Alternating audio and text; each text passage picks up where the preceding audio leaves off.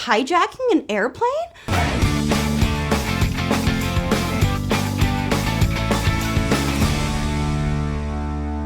My discovery flight was with Dan. My friend is full-time with Dan, and I asked if I could sit in the back seat of the plane while they flew around to film for his YouTube channel.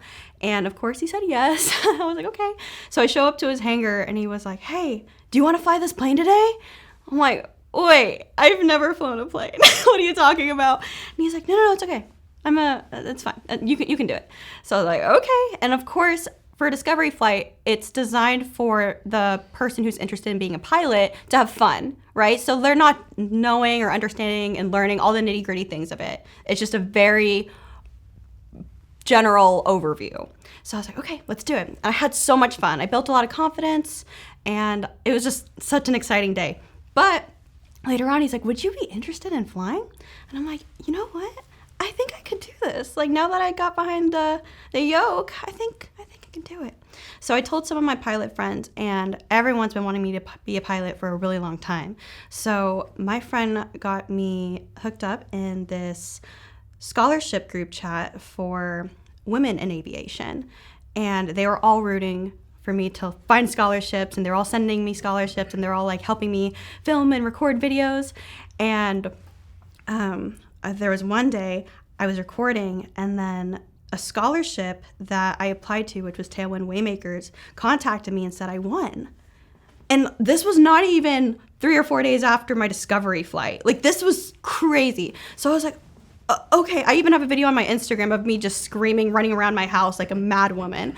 So I was like, okay, like, what's going on? So I called Dan. I was like, I won the scholarship. And he was like, okay. So he's like, well, I'm doing an intensive flight camp. Would you like to be a part of it?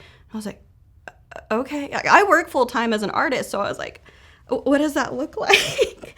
And he's like, well, basically, we'll be at Spinks Airport for 9 days straight, and you're just going to be living and breathing aviation. So I was like, okay, why not? So I found out 5 days prior to the camp, spent 3 days training somebody else to do my job. And then the other 2 days, I was focused on doing my ground school. Then, so I showed up to the airport, and I went with less than 1 flight hour, whereas everybody else came in with like 8 or 9 or 5, I forgot exactly, but way more than me. So I was like, okay, I have to go and make sure that even though I don't know the most, I have to work the hardest. So I was up every morning at like 5 or 6 a.m. working on ground school, go to the school, fly as much as humanly possible, and then go home, eat real quick, and then stay up until like 1 or 2 in the morning studying. But that was how I got my head start in aviation, which was literally just so incredible. The first day, I flew the Grumman. I was like the first one in it. It was great, loved it. And it was parked at this one particular part in the lot. And then the next 3 days, I flew a Cessna. And then on the 4th or 5th day, they told me I had to fly the Grumman again.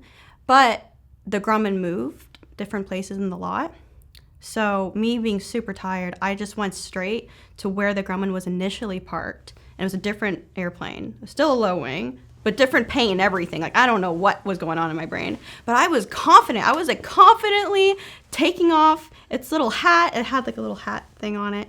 And then I was unstrapping it. I even opened it. I was about to get in. And then my classmates ran up to me. They're like, Jrnie, what are you doing? Are you hijacking an airplane? I'm like, what are you talking about? And they were like, that's not the Grumman. That's the Grumman. And I like pan. I'm like, oh my gosh, I almost took someone's airplane. But anyway, yeah, so that's my strange little story from the flight camp. But I had a lot that week. It was crazy.